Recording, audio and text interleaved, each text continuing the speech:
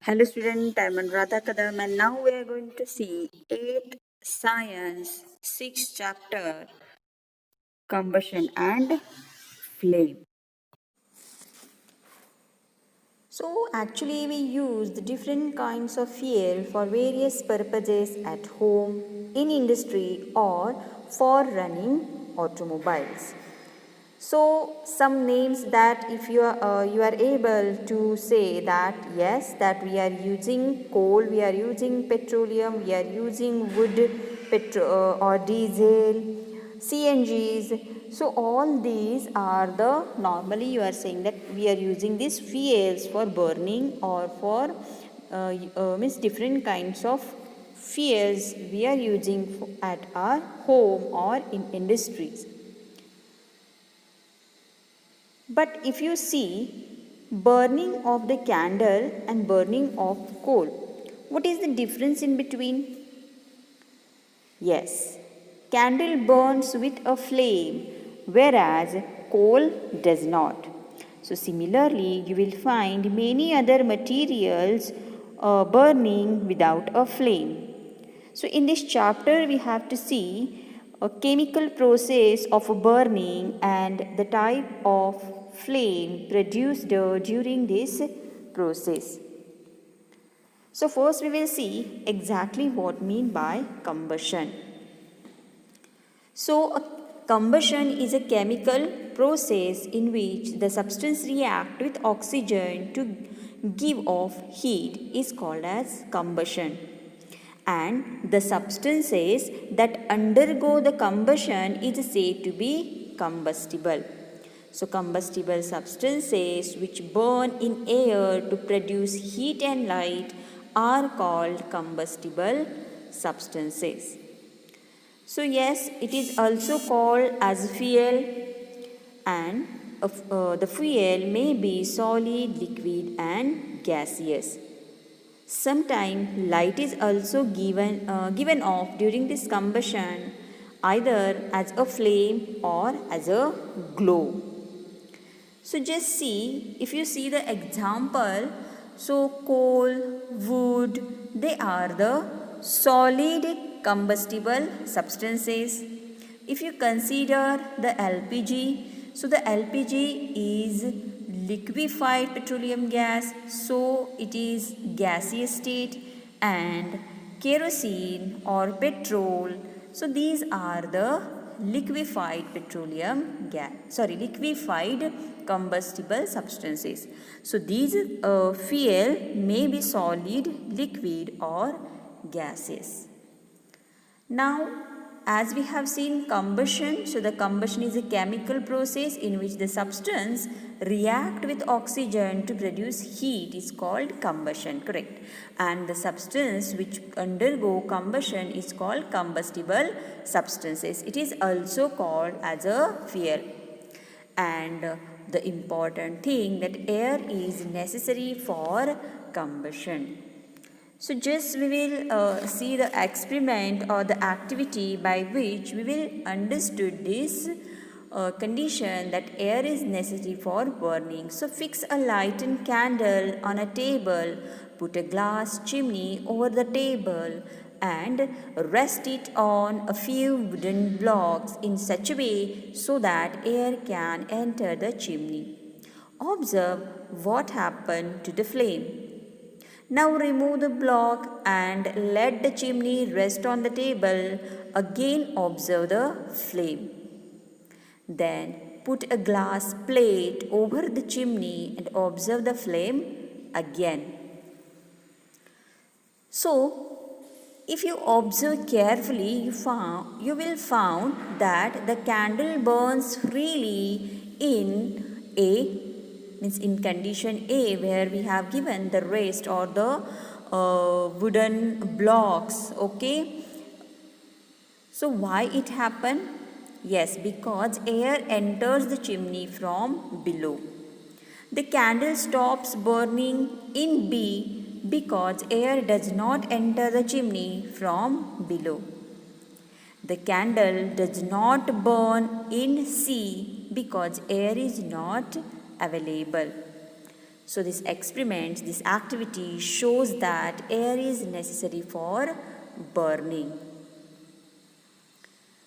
Now we will see ignition point. What is mean by ignition and what is ignition temperature?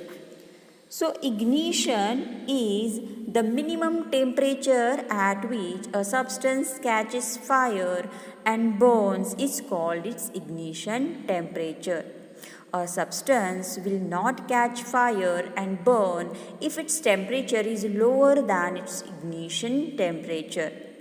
Different substances have different ignition temperature. For example, if you consider the ignition temperature of kerosene is less than the ignition temperature of wood. Substances which have a very low ignition temperature and can easily catch fire with the flame are called as inflammable substances. For example, petrol, alcohol, LPG, CNG, etc. So yes, the ignition temperature is the lowest temperature at which substances catches the fire. So as you are aware that mastic does not catch the fire on its own at the room temperature, because we need to rub it on the side of the match box. So means the substances, they are catching the fire at its lowest temperature, means we need to increase the temperature only. A simple example I will give. If you try to burn the paper, as well as if you want to burn the paper with the single match stick, what happen, which is easier one? Yes, burning of a single paper with the single matchstick is easier, because the ignition point or the ignition temperature of the paper is very less if you consider the ignition temperature of the wood. Now, what are the conditions necessary for combustion? The conditions necessary for combustion are: first, fuel; second, air to supply oxygen. As you are aware, air means from the air oxygen is used or necessary for the burning or for combustion. And third, heat. Heat means the ignition temperature. To raise the temperature beyond the ignition temperature, heat is required. Means as it is, although they are the fuels or although air is present, but if insufficient heat is there, so yes, it is not going to be combustion. The process of combustion will not be complete.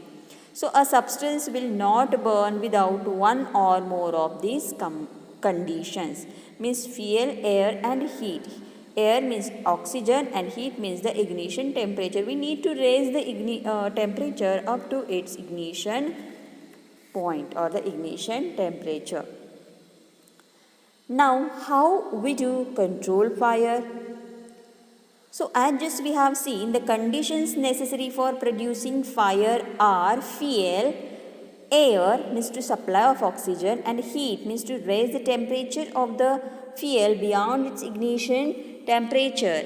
Now if we want to control the fire, we have to remove any one or more of these conditions, and if we are able to control it, then we are able to control the fire. So fire can be controlled by removing one or more of these conditions. A fire extinguisher cut off supply of air or bring it down the temperature of fuel, or both, and controls the fire.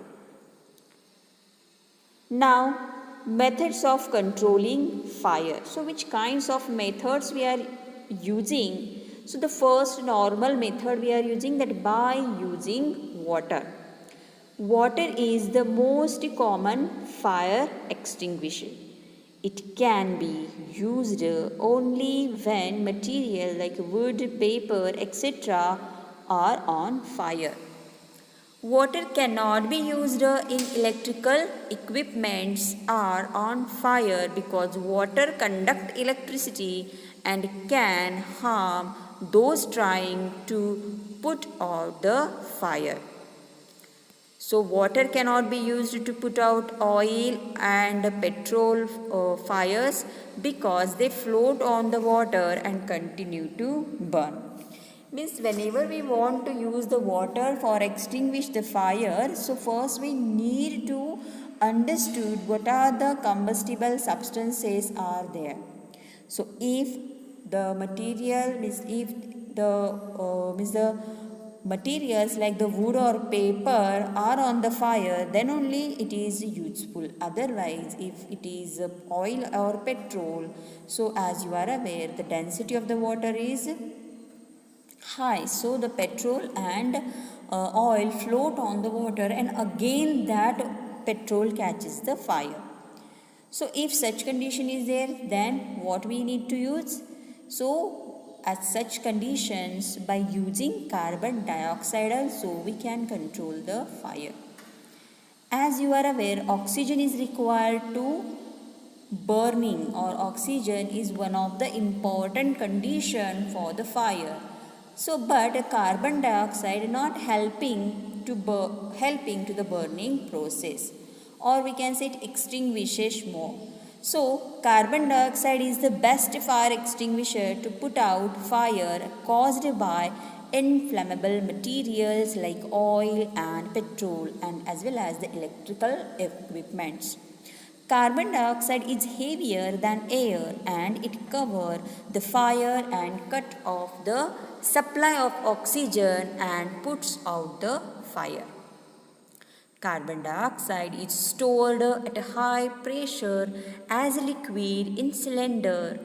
Chemicals like sodium bicarbonate, means the baking soda, potassium bicarbonate, also produces the carbon dioxide near the fire. Now, types of combustion. If you see the types of combustion, so there are three main types of combustion. They are 1. Rapid combustion, 2. Spontaneous combustion, and 3. Explosion. So one by one we will see this combustion. So first we will see rapid combustion. So rapid combustion is combustion in which the substances burns rapidly and produces heat and light with the help of external heat. Means example, if you want to see the burning of LPG, as you are aware, at every day your mother is cooking the food, okay, and whenever she is using the gas, at that time there is no need to wait for a while, as you are making on that tap, and as you are whenever you want, immediately you are able to produce that heat as well as the light. So example, if you see, so the LPG is there. Spontaneous combustion is the combustion in which a substance burns spontaneously and produces heat and light without the help of external heat. As you are aware, phosphorus burns spontaneously at room temperature. So in this spontaneous combustion, externally, means as we have seen, we have to use the heat, or we need to make its ignition temperature well. So in this spontaneous combustion, there is no need of such a heat, but they burn spontaneously at the room temperature. And the third one is explosion. So explosion is a combustion in which a substance burns rapidly and produces heat, light and sound with the help of heat or pressure. For example, explosion of crackers on applying the heat or pressure. So many explosion, you are aware, bombs are there. So what is that? They are the explosives. Okay, so explosion of cracker is one of the example of the explosion, means the type of explosion combustion. Now we will see this